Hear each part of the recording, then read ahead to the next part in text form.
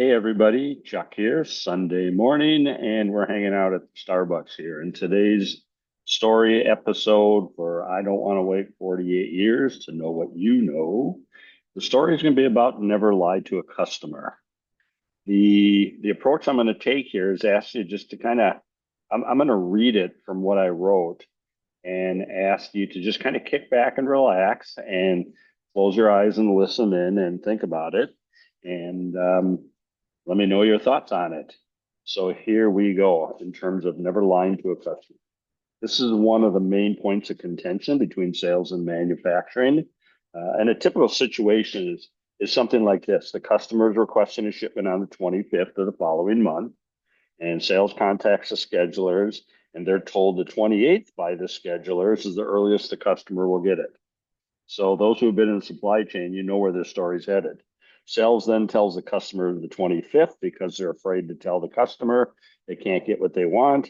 And they figure that they'll just put pressure on manufacturing anyhow as the ship date gets close. And if you think about it, why not? In the past, manufacturing has always found a way to get it done.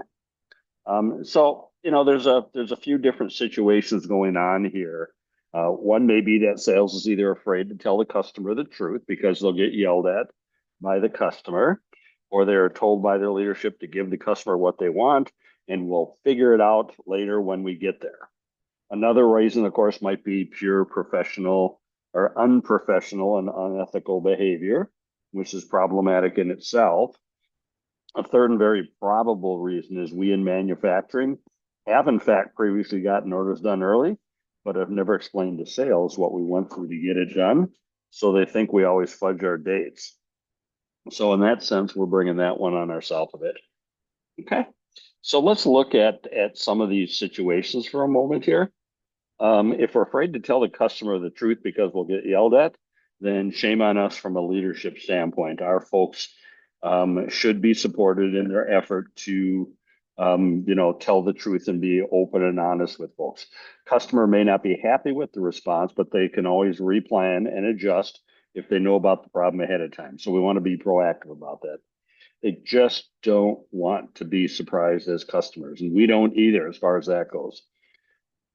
If leadership is, fostering that mentality of telling the customer what they want to hear, then, as leaders, we should be reprimanded for fostering that mentality. It's one thing to be aggressive, proactive, and asserted, but it's another thing stepping over the line of good business sense when we ignore reality and tell the customer something we can't do. That's not good either. If we tell the customer what they want, thinking we'll figure it out later, again, as a leader, I think I should be held accountable for that because this is exactly what causes capacity problems that we run into. And as a leader, I need to be involved and supportive of doing things right responsibly. In my mind, if I just tell the customer what they want to hear, kind of abdicating managing workloads responsibly, and that's not good. The work will get done. That's the truth of it, but we're going to pay for it with overtime, double time, whatever. So we'll pay for it financially, and the profit margins end up suffering. You'll pay for it organizationally when employees get burned out and employees get contentious with each other because we don't manage our business. Now, if we intentionally lie to the customer, the employee who does this, and everyone who encouraged it, in my mind, they should be fired. I don't think there's places in organizations for not being transparent and truthful. There's just absolutely no place for it in my mind. End of discussion. What happens many times though is we don't outright lie. We fudge. We tell the customer we can meet the commitment because in the past we squeezed lead times, somehow gotten the order done in time. But again, what's missed in all this is sales has no idea what manufacturing and supply chain and others went through to accomplish this miracle. And worse yet, as manufacturing, we never tell everyone what we went through to jump through hoops to make these things happen. They figure everybody should already know that. And as much as I love manufacturing, I would have to say shame on us if we don't help others understand what it costs to jump through these hoops. When it happens, we should document what it costs and share this at the various meetings we attend when appropriate and in a way that's appropriate too.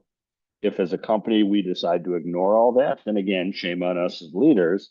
But we shouldn't bellyache then at year end when we aren't as profitable as we expected.